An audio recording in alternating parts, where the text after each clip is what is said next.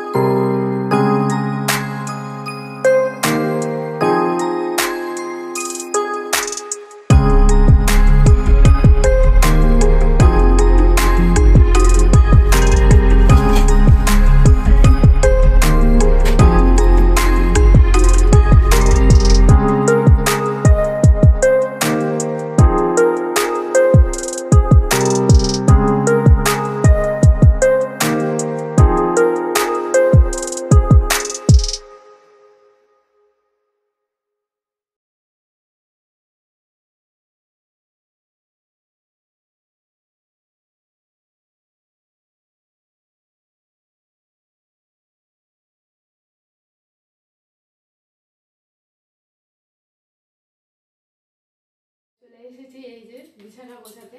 রোজকার ডিউটি এটা আমার, ঠিক আছে।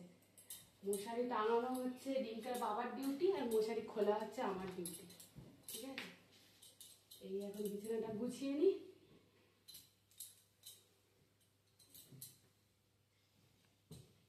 সারাদিনে 10বার বোধহয় বিছানা গোছাতে হয়। আবার আসবেন, এসে আবার এদিক ওদিক সেদিক করে নিচে ফেলে দেবে, সব ছড়িয়ে ছিটিয়ে একাকার করে দেবে।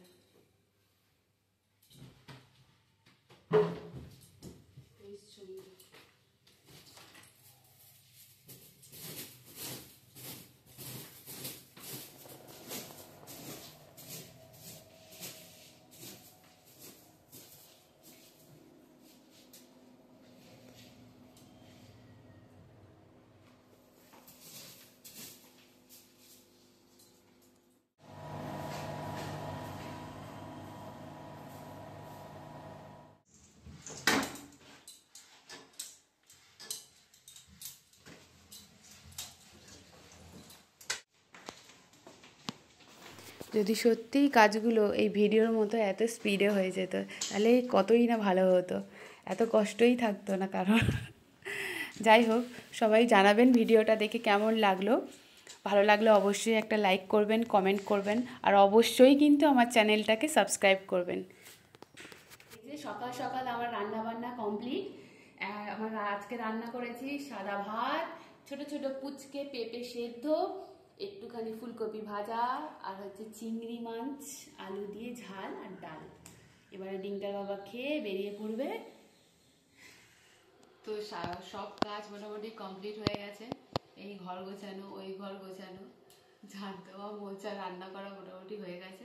এবার আমি বসেছি চা নিয়ে। চা না খেলে আর আমার দ্বারা কিছু হবে না এখন।